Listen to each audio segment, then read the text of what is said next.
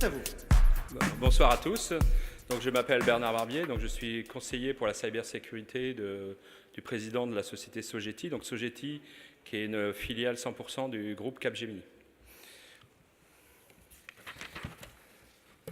Donc en qualité du président du jury, je vais avoir l'honneur et le plaisir de remettre le prix du livre Cyber 2015.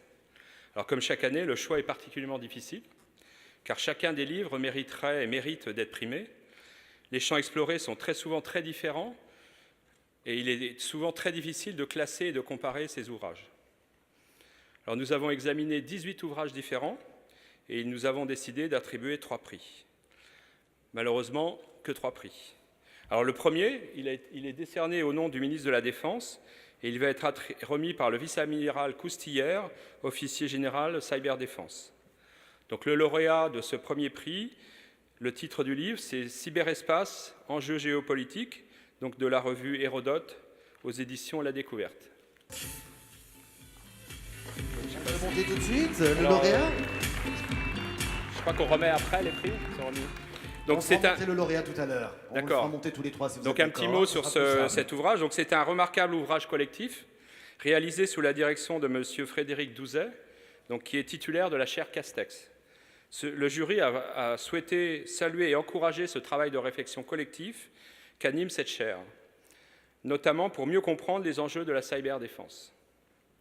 Donc le deuxième prix, il va être remis par le général de division Hébrard, donc qui est le chef du pôle judiciaire de la gendarmerie nationale. Donc il récompense également un ouvrage collectif. Désolé. Hop. Donc le titre du livre, c'est Big, Fast et Open Data, décrire, décrypter et prédire le monde, l'avènement des données.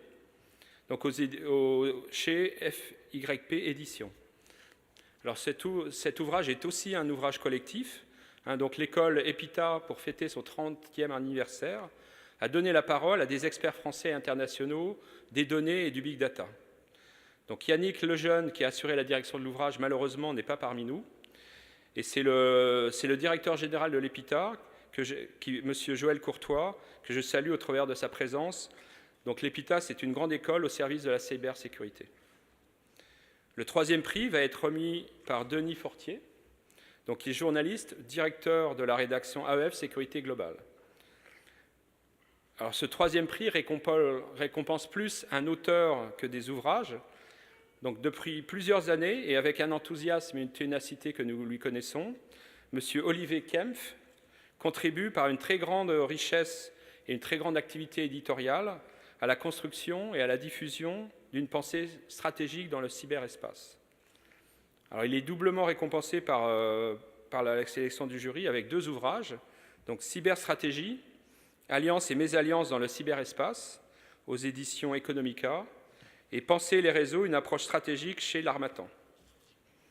Alors, mesdames et messieurs, donc le jury tient à féliciter tous les autres candidats pour la qualité de leurs livres. Ces livres, vous pouvez les trouver sur le stand du Furet du Nord. Et nous invitons tous les auteurs et les maisons d'édition à concourir pour le prix du livre 2016. Voilà, bravo aux lauréats. Eh bien maintenant, on va accueillir les lauréats, Frédéric Douzet, Joël Courtois et Olivier Kempf. Merci de venir me rejoindre sur scène.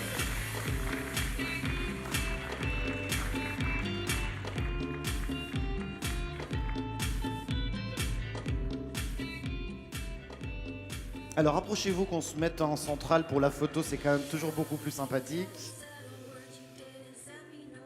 Alors, eh bien on va vous remettre ce prix. Hein? Un petit mot peut-être? Un petit mot, donc oui, on suit la chaire Castex depuis bien longtemps et on accompagne beaucoup la chaire Castex et ses travaux, notamment sur les cartographies, sont extrêmement intéressantes.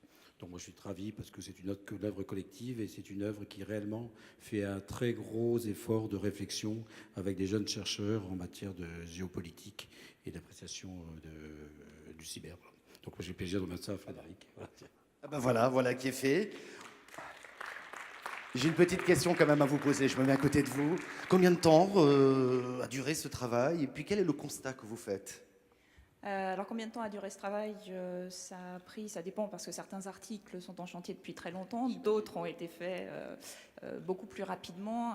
On a surtout eu un très gros travail éditorial dans la mesure où on a voulu avoir beaucoup d'auteurs qui sont de très jeunes chercheurs, puisqu'on a 10 jeunes chercheurs dans ce numéro qui comprend 17 articles. On a des auteurs américains et on a aussi fait écrire des informaticiens, ce qui est conçu des cartes originales. Donc ça a été un travail assez conséquent. Il y a une idée forte à travers cet ouvrage? Oui, il y a une idée très forte, c'est que ce qui se passe dans le cyberespace ne se passe pas dans un monde virtuel hors de tout, mais se passe dans un contexte géopolitique. Et je crois que la mission de cet ouvrage, c'est vraiment de pouvoir expliquer la dimension cyber à un public cultivé mais non spécialiste qui s'intéresse à la géopolitique. Mais ça a aussi vocation à former des jeunes chercheurs, à intégrer la dimension cyber dans leur analyse géopolitique. Si je peux me permettre 2 petits mots de remerciement. Rapidement. Je voudrais remercier d'une part le jury, d'autre part les auteurs avec qui je partage ce prix, bien sûr, parce que sans eux, nous ne l'aurions pas. Je voudrais remercier 3 personnes en particulier. Alix Desforges, qui est le véritable pilier de la chaire Castex. Béatrice Gibelin, directrice de la revue, avec qui j'ai partagé le gros du travail éditorial. Yves Lacoste, qui a fondé la revue avec Béatrice Gibelin il y a presque 40 ans maintenant, et qui était particulièrement fière qu'on emmène la revue dans le cyberespace, ce qui montre aussi qu'au bout de 40 ans, elle n'a rien perdu de sa vitalité. Et puis enfin, je voudrais en profiter pour annoncer que la chaire Castex sera renouvelée avec le soutien d'Airbus Group, et donc on va pouvoir continuer nos activités. Merci. Merci beaucoup, bravo. Restez avec nous. Et je vais demander au général Jacques Hébrard de venir aux côtés de Joël Courtois pour remettre ce prix. Peut-être un petit mot, rapidement. Oui. De félicitations déjà. Mes plus sincères félicitations. Comme je vous disais un petit peu en aparté, effectivement, on est à la tête d'un service de police judiciaire. On travaille sur le renseignement criminel et le traitement de nombreuses données. Et effectivement, le big data est au cœur de nos préoccupations. Et parmi tous les ouvrages que nous avons pu avoir à lire pour le prix du livre cyber, nous avons trouvé cet ouvrage particulièrement intéressant. Et le fait qu'il ait été réalisé par une école a été pour nous aussi une source d'intérêt particulière et puis peut-être d'ouverture à des collaborations futures. Voilà. Donc je voudrais adresser mes plus sincères félicitations à toute l'équipe, puisque c'est aussi un ouvrage collectif. Voilà, on peut applaudir Joël Courtois. Je me mets à côté de vous, j'ai quelques questions également à vous poser, vous pensez bien? Alors effectivement, c'est le fruit d'un travail collectif. Au cœur de l'ouvrage, les données qui transforment tout. On en a parlé et je pense qu'on en reparlera encore. Comment s'est passé ce travail collectif là aussi? Est-ce qu'il y a une idée forte qui ressort? Écoutez, on essaye de suivre l'évolution des technologies, on essaye d'anticiper un petit peu ce qui va se passer.